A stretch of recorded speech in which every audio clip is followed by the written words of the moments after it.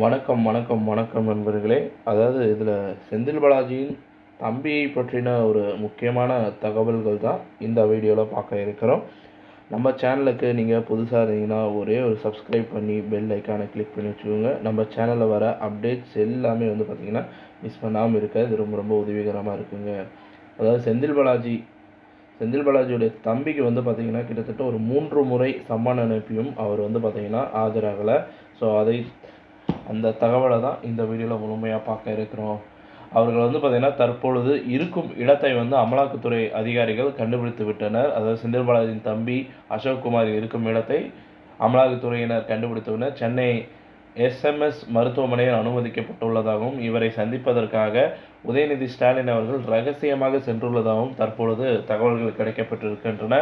இதனை அறிந்த அமலாக்கத்துறை அதிகாரிகள் தற்பொழுது அசோக்குமார் அவர்களின் பிடிவாரண்ட் பார்த்திங்கன்னா செய்துள்ளதாக சொல்லப்படுதுங்க. அது மட்டும் இல்லாமல் தேடப்படும் குற்றவாளி என்றும் அறிவித்துள்ளதாக இணையதளத்தில் சவுக்கு சங்கர் அவர்களே பார்த்திங்கன்னா குறிப்பிட்டு சொல்லியிருக்கிறாரு.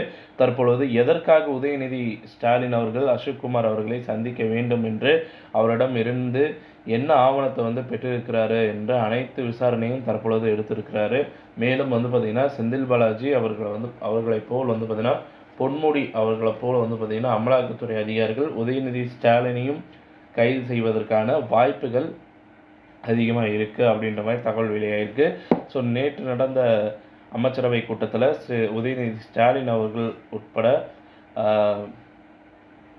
அனைத்து அமைச்சர்களும் பிரச்சனையிலும் மாட்டி விடக்கூடாது என்று அமைச்சராக இருக்கக்கூடிய அனைவருக்கும் உத்தரவிட்டார். ஸோ நமது முதல்வர் ஸ்டாலின் அவர்கள் ஆனால் தற்பொழுது திடீரென்று உதயநிதி ஸ்டாலின் அவர்களும் பார்த்திங்கன்னா அசோக்குமார் அவர்களை சந்தித்து மேலும் பல விஷயங்களை பெற்றுள்ளதாகவும் தகவல்கள் இணையதளத்தில் வெளியாகியிருக்கிறது. சவுக்கு சங்கர் அவர்கள் பதிவிட்டுள்ளது என்னவென்றால், மேலும் அமைச்சராக இருக்கக்கூடிய உதயநிதி ஸ்டாலின் அவர்களுக்கு சிக்கல் ஏற்படுத்தியிருக்கிறது. இதனால் கடும் கோபத்தில் உள்ள முதல்வர் ஸ்டாலின் அவர்கள் அவரது அமைச்சர் பதவியை வேறு ஒருத்தருக்கு மாற்றிவிட்டலாம் அப்படின்ற மாதிரி ஒரு ஆலோசனை போயிட்டுருக்கிற மாதிரி ஒரு தகவல் வெளியிட்டிருக்கிறாரு. அது மட்டும் இல்லாமல் அனைத்து இந்திய அண்ணா திராவிட முன்னேற்ற கழகத்தின் எதிர்க்கட்சி தலைவராக இருக்கக்கூடிய எடப்பாடி பழனிசாமி அவர்கள் இதுவரை எதற்காக செந்தில் பாலாஜியின் அமைச்சர் பதவி பறிக்கவில்லை என்று அவரது சொத்துக்கள் அனைத்தும் தற்பொழுது அமலாக்கத்துறை கட்டுப்பாட்டில் இருக்கிறது. எதற்காக காரணமாகத்தான இதெல்லாம் செஞ்சிட்ருக்கீங்க அப்படின்ற மாதிரி எடப்பாடி பழனிசாமி அவர்கள் ஆதாரத்துடன் முதல்வர் ஸ்டாலின் அவர்களிடம் கூறியிருக்கிறாரு. ஆனால் இதற்கு எந்த ஒரு பதிலும் இதுவரை முதல்வர் ஸ்டாலின் அவர்கள் தெரிவிக்கவில்லை என்பதே பார்த்திங்கன்னா நிதர்சனமான உண்மையாக பார்க்கப்படுகிறது.